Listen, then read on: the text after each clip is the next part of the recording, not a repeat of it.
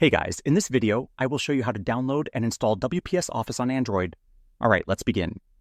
First, grab your phone and open the Google Play Store. Make sure you are signed in with your Google account because you cannot download apps without it. Next, tap the search bar at the top of the screen and type in WPS Office.